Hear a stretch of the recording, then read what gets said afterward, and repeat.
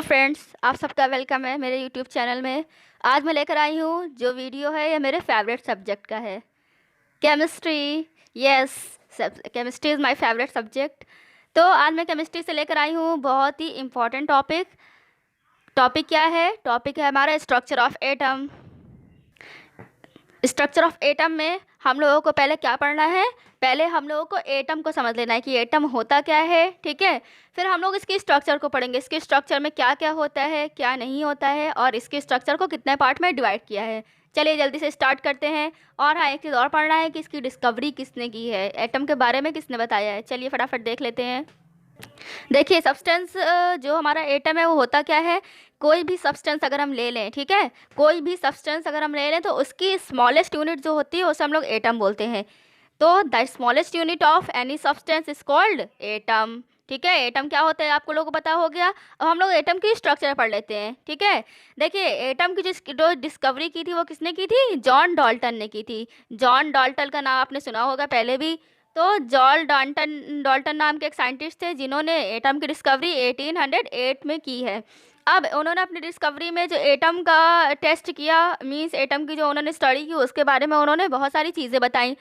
6 या 7 पॉइंट है, उसमें से हम लोग देख लेते हैं इन्होंने क्या क्या बताया है।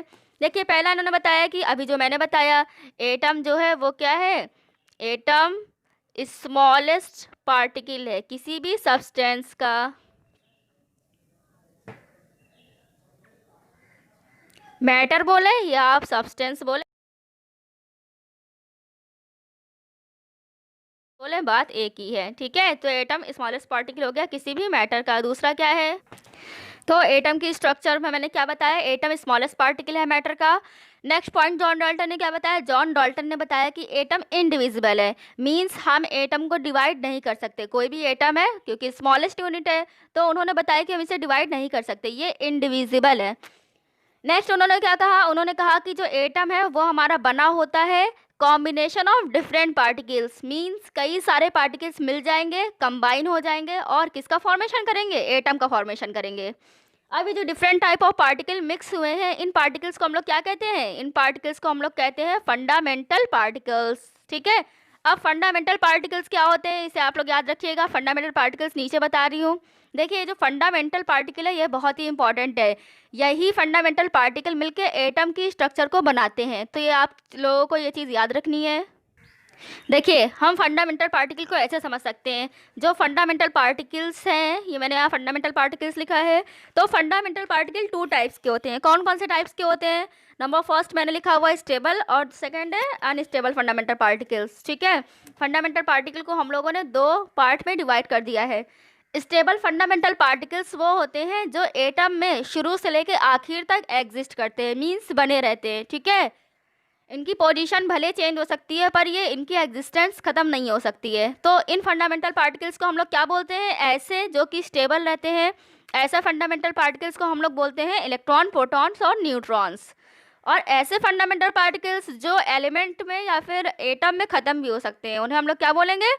उन्हें हम लोग बोलेंगे अनस्टेबल फंडामेंटल पार्टिकल्स। ये कौन कौन से unstable fundamental particles? Positron, neutrino, anti neutrino and meson. ये 4 तरह के जो फंडामेंटल पार्टिकल हैं, ये अनस्टेबल टाइप के होते हैं। देखिए, आपने अभी तक नेम सुने होंगे तो इलेक्ट्रॉन, प्रोटॉन और न्यूट्रॉन के ही सुने होंगे, है ना। अनस्टेबल फंडामेंटल पार्टिकल इन सब के नहीं सुने होंगे। क्यों? क्योंकि ये अनस्टेबल है, तो इन्हें हम ब्रीफली नहीं पढ़ते हैं। हमने जब भी पढ़ा होगा तो हमेशा इलेक्ट्रॉन, प्रोटॉन, न्यूट्रॉन के बारे में ही पढ़ा होगा। और आज भी हम लोग इलेक्ट्रॉन, प्रोटॉन, न्यूट्रॉन को ब्रीफली पढ़ेंगे। इनका हम सिर्फ नेम पढ़ लेंगे और सिर्फ हमें इनके बारे में इतना जानना ज़रूरी है कि क्या है? अनस्टेबल फंडामेंटल पार्टिकल है, ठीक है। नेक्स्ट बात जॉन डाल्टन ने क्या बताया है? जॉन डाल्टन ने नेक्स्ट बात ये बताई है कि ये जो भी फंडामेंटल पार्टिकल है सभी इनसाइड और आउटसाइड ऑफ द एटम रहते हैं, मींस ये या तो एटम के अंदर या फिर एटम के बाहर रहेंगे। इन लो एग्जिस्टेंस, इनकी जो एग्जिस्टेंस होती है वो लो होती है। अब हम लोग आ जाते हैं पार्ट्स ऑफ एटम में। देखिए, एटम की स्ट्रक्चर को हमने पढ़ने के लिए, इजी बनाने के लिए इसे पार्ट में डिवाइड कर लिया है, ठीक है। तो एटम की स्ट्रक्चर को हमने कितने पार्ट में डिवाइड किया है? 2 पार्ट्स में डिवाइड किया है। कौन कौन से पार्ट है एटम की स्ट्रक्चर में? देखिए पहला हमारा क्या है, पहला न्यूक्लियस है, दूसरा क्लासेज है। मींस एटम की जो भी पूरी स्ट्रक्चर है हमने उसे 2 पार्ट में डिवाइड कर लिया है। कैसे डिवाइड किया है आइए इधर देखते हैं। यहाँ पर मैंने एटम का स्ट्रक्चर बना कर रखा है थोड़ा बहुत, इसे हम लोग समझ लेते हैं क्या है एटम। मैंने क्या बोला है, 2 पार्ट में डिवाइड किया है एटम की स्ट्रक्चर को। तो ये जो आपको बीच वाला प्लस वाला पार्ट दिख रहा है ये आपका है न्यूक्लियस, और इसके बाहर जितने भी सर्कुलर चीज़ें दिख रही हैं, सर्कुलर पाथ दिख रहे हैं, सब क्या है हमारी, ये सब है क्लासेस।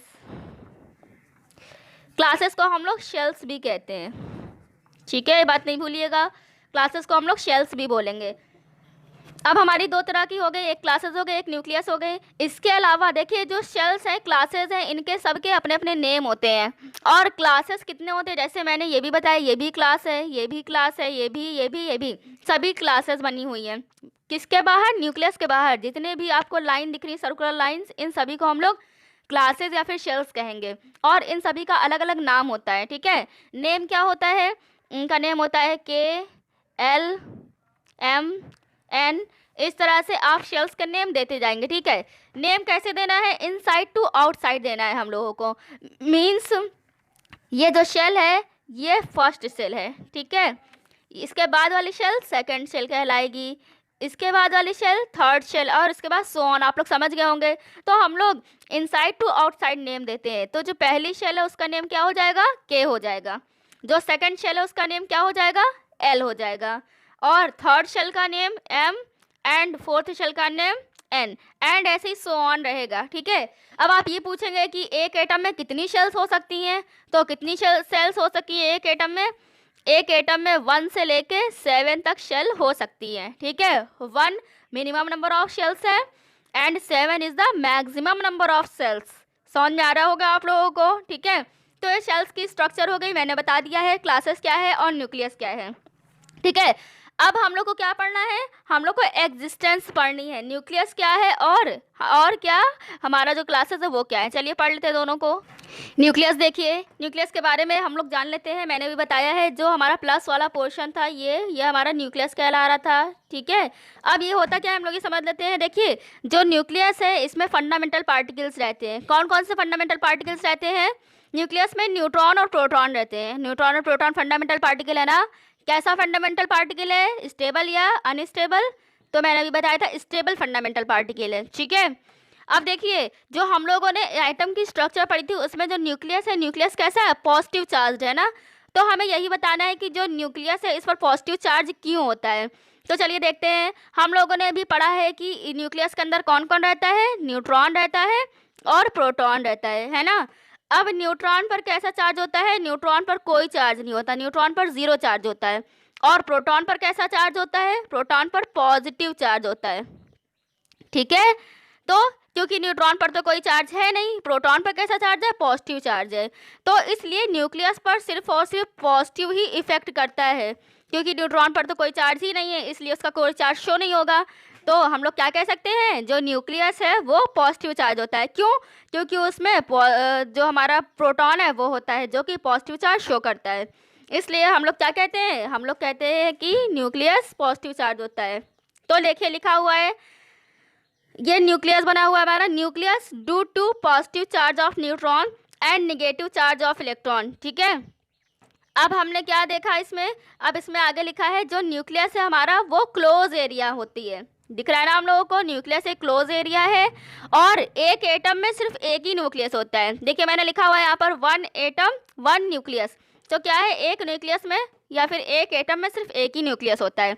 हमने न्यूक्लियस पढ़ लिया है, क्लासेज आते हैं। देखिए क्लासेज में मैंने भी क्या बताया था, एटम यानी न्यूक्लियस के चारों ओर का अराउंड का जो भी एरिया होता है उसे हम लोग क्या बोलने लगते हैं, क्लासेस बोलते हैं, ठीक है। तो आ जाइए, हम लोगों ने क्या लिखा है, अराउंड द न्यूक्लियस जितना भी एरिया होगा वो क्लासेस हो जाएगा। उसके बाद इस क्लासेस में कौन रहता है, इलेक्ट्रॉन मूव करते हैं। इलेक्ट्रॉन कैसा फंडामेंटल पार्टिकल है, स्टेबल फंडामेंटल पार्टिकल है। और इलेक्ट्रॉन पर निगेटिव चार्ज होता है, इसलिए हम लोगों को जब शॉर्ट में इलेक्ट्रॉन दिखाना होता है तो हम लोग E- शो करते हैं, ठीक है, ताकि जल्दी काम हो जाए और हमें समझ में भी आ जाए। तो मैंने नेक्स्ट पॉइंट यही लिखा है, जो इलेक्ट्रॉन है वो निगेटिव चार्ज होता है। नेक्स्ट मैंने लिखा है किसी भी एटम में या फिर किसी भी, हाँ ठीक है, किसी भी एटम में इलेक्ट्रॉन और प्रोटॉन के नंबर हमेशा इक्वल होते हैं। इसका मतलब क्या हुआ? इसका मतलब ये है, अगर हम लोग मान लें कि जो न्यूक्लियस है, न्यूक्लियस में कितने प्रोटॉन है? न्यूक्लियस में प्रोटॉन है हमारे 15, ठीक है, न्यूक्लियस में 15 प्रोटॉन हो गए।